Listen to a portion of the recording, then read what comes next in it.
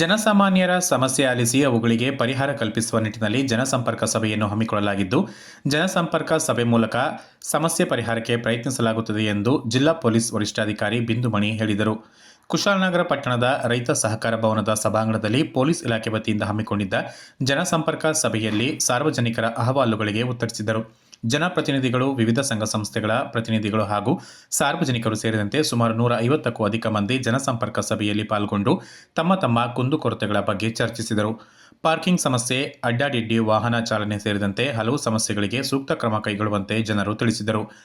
GMP ಶಾಲಾ ಆವರಣದಲ್ಲಿ ಕೆಲವು ಮಾದಕ ವ್ಯಸನಿಗಳು ಹಾಗೂ ಮದ್ಯಪಾನದಂತಹ ಅನೈತಿಕ ಚಟುವಟಿಕೆಯಲ್ಲಿ ತೊಡಗಿಕೊಂಡಿರುವುದರಿಂದ ಮಕ್ಕಳಿಗೆ ತೊಂದರೆ ಎದುರಾಗುತ್ತಿದೆ. ಇದಕ್ಕೆ ಕಡಿವಾಣ ಹಾಕಬೇಕು ಎಂದು ಕೆಲವರು ಮನವಿ ಮಾಡಿದರು. ಪಟ್ಟಣದ ಪ್ರಮುಖ ಸರ್ಕಲ್ಗಳಲ್ಲಿ ಸಿಸಿ ಕ್ಯಾಮೆರಾ ಅಳವಡಿಸುವುದನ್ನು ಜಾರಿಗೊಳಿಸಬೇಕು.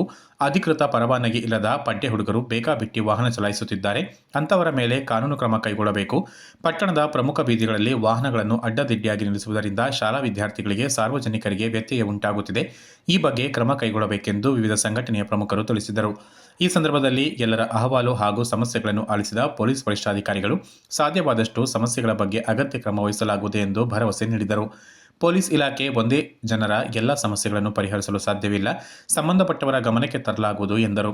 ಇಲಾಖೆಗೆ ಸಂಬಂಧಿಸಿದ ಸಮಸ್ಯೆಗಳ ಪರಿಹಾರಕ್ಕೆ ಪ್ರಾಮಾಣಿಕವಾಗಿ ಆದ್ಯತೆ ನೀಡಲಾಗುತ್ತದೆ ಎಂದು ಬಿಂದುಮಣಿ ಹೇಳಿದರು.